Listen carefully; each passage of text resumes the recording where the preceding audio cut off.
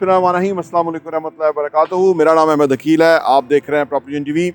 Real estate की market की situation क्या है और गुज़श्ता हफ्ते क्या सिचुएशन रही और आने वाले टाइम में कैसे चीज़ें बदलने जा रही हैं, और दुबई की प्रॉपर्टी जो पिछले एक साल में ऑलमोस्ट कीमतें डबल हो गई हैं, उस पर क्या होने वाला है, इन सारे मौज़ूआत पे आइए बात करते हैं।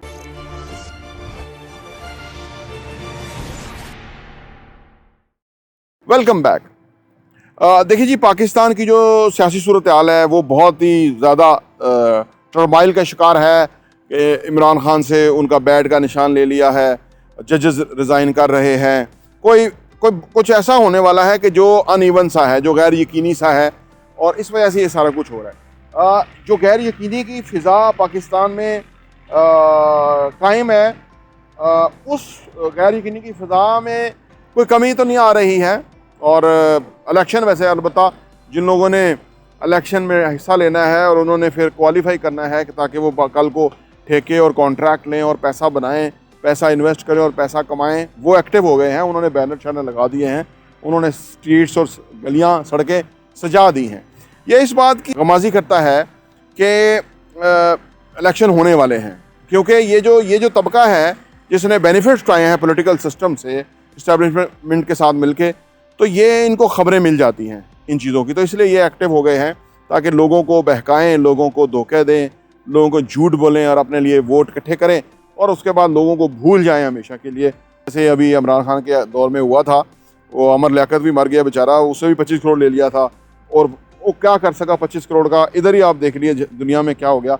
और बहुत सारे लिया, उनके तो शायद काम आ गया होगा, जो कि अपनी जो वोट की कीमत बेच के जो लिया गया है। लेकिन इन लोगों को रास है, अल्हम्दुलिल्लाह, अल्लाह ताला माफ़ फरमाए, इनको फ़र्क क्यों नहीं पड़ता।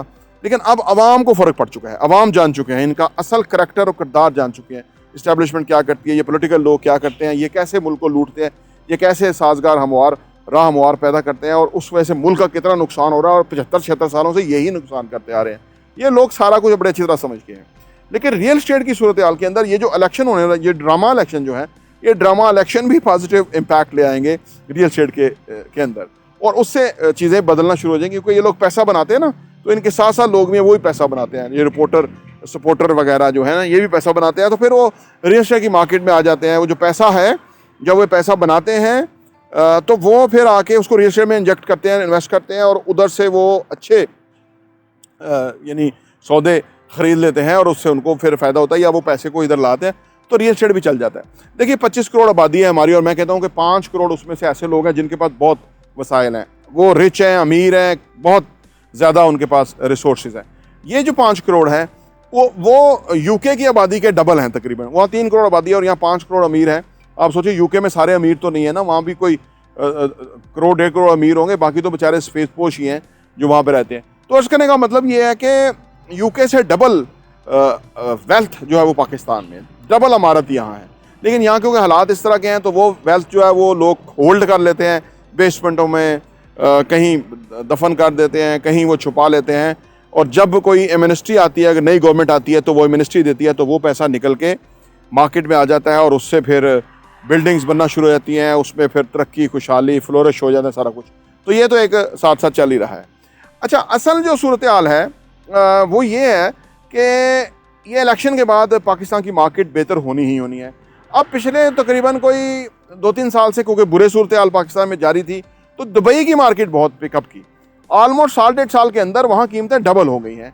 और माजी में ऐसा होता था, आज तो मुझे हमारे एक दोस्त है डॉक्टर मिनाज साहब, उन्होंने बताया कि नहीं, दुबई की मार्केट तो बहुत प्रॉमिसिंग वहाँ पे जो है ना फ्यूचर है, और अभी भी बहुत अच्छी जा रही है। और उसके अंदर, क्योंकि मैं वहाँ गया नहीं और मुझे ज़्यादा ऑन ग्राउंड सिचुएशन का पता नहीं, लेकिन माजी में ऐसा होता था कि जब पाकिस्तान की मार्केट बैठती है, याद है फाइनेंस मिनिस्टर होते हैं, इनके बेटों के बारे में बड़े स्कैंडल आए थे कि उन्होंने बड़ी बड़ी बिल्डिंग बनाई है, और इन्होंने उस वक्त 2013 से ऑनवर्ड इन्होंने पाकिस्तान में रियल एस्टेट की मार्केट को बिठाया, और यहाँ से इन्वेस्टर जो है पैसा जाके दुबई लेके चला गया। तो जब वो चलती है मार्केट तो ये बैठ जाती है, जब ये मार्केट चलती है तो वहाँ पे फ़र्क आता है। लेकिन मैं अब कोई गुस्ताखी नहीं कर सकता कि मैं उस मार्केट को ये कहूँ कि वो बैठ जाएगी दोबारा। बहुत सारे लोगों के स्टेक्स हैं, बहुत सारे लोगों का वो है। लेकिन मैं आपको माजी से बता रहा हूँ कि ये जो मुंशी थे ना, जो वज़ीर ख़जाना हैं, ये जब थे तो इन्होंने फिर रियल एस्टेट के ऊपर जो इतने बेहंगम टैक्सेस लगाए और इन्होंने तबाह कर दिया पूरी इंडस्ट्री को, और लोग यहाँ से पैसा लेके फिर तितर बितर हो गए। और ये इस तरह के इक़दामात, ये जो PMLN की हुकूमत है, ये हमेशा रियल एस्टेट के सेक्टर के साथ करती रही है। सिर्फ इमरान खान साहब ने टैक्स एमिनिस्ट्री और वर्टिकल बिल्डिंग और फिक्स टैक्स रजीम लेकर आए थे, जिसकी वजह से यहाँ पे कंस्ट्रक्शन इंडस्ट्री जो है बहुत फ्लोरिश हुई थी और बहुत तरक्की हुई थी, और जो अभी भी उसकी कंटिन्यूटी अभी भी है, अभी बिल्डिंग बन रही हैं, अभी भी लोग उसमें इन्वेस्ट कर रहे हैं।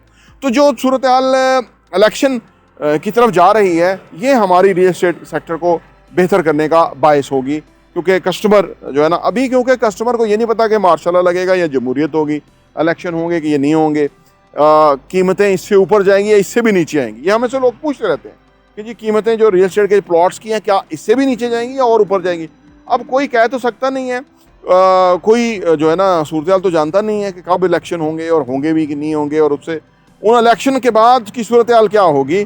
क्योंकि अगर ये जो ड्रामा इलेक्शन होंगे तो उनकी क्रेडिबिलिटी कुछ नहीं होगी। तो वो तो दुनिया भी जानती है, आजकल इंटरनेशनल जो एजेंसियां हैं वो हर चीज़ की सेहत का अंदाज़ा लगा के वो रिपोर्ट कर देते हैं, और वो जो उनकी रिपोर्ट्स आएंगी तो उससे उस पर क्या जो सेंटिमेंट्स होंगे वो अलग है। लेकिन बड़ा ड्रामा भी इलेक्शन हो गए तो फिर भी कुछ ना कुछ रियल एस्टेट के सेक्टर में पॉजिटिविटी ही आएगी, जो कि उम्मीद की जा रही है। अल्लाह करे पाकिस्तान में रियल एस्टेट सेक्टर फ्लोरिश करें और जो लोगों का इसके अंदर इन्वेस्टमेंट है और उनका रोज़गार है, उनको उसका फ़ायदा हो। तो जो भी सूरत हाल होगी इंशाअल्लाह ताला हम आपके सामने रखेंगे। प्रॉपर्टी टीवी देखने का बहुत बहुत शुक्रिया।